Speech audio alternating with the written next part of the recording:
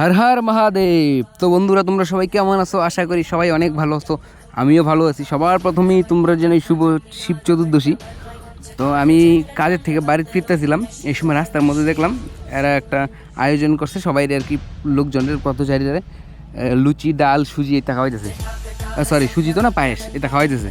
তো বন্ধুরা বললাম চল আমরাও লাইনে দাঁড়ায় পড়ি।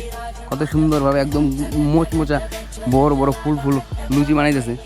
তো কইলো চল, দাঁড়াইলাম লাইনের মধ্যে। দাঁড়ায় থেকে আরে কইলাম তুই একটু লাইনটা রাখ, আমি একটু ভিডিও করে দিই। প্রসাদ যেহেতু খাই আমি, না এত সুন্দর আয়োজন করছে, একটু ভিডিও করতাম না এটা কোনো হয়?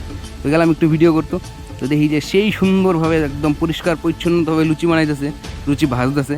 এদিকে মহাদেবের ফটোটা আমি একটু দেখা আনলাম তোমরা। তারপরে দেখো কত সুন্দর ডাল পায়েস আর লুচি এই যে দিতেছে, আর এদিক দিয়ে আটা মাখানি হইতেছে।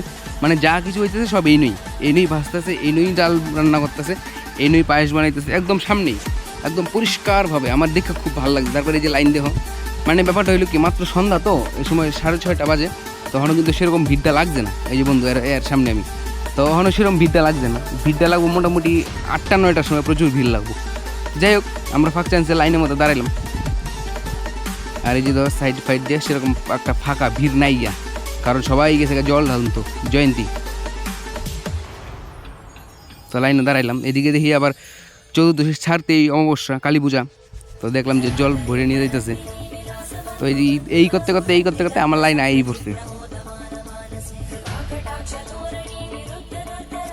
ওই যে ব্যানার টানা নিয়েছে, আর এদিকে ডাল ডুল সব রান্না করতেছে।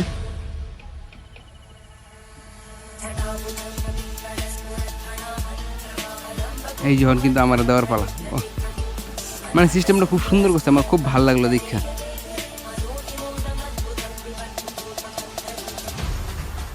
2টা করে লুচি, তোমার যদি লাগে তাহলে আরেকবার নিতে পারবো, 1-2টা করে চা।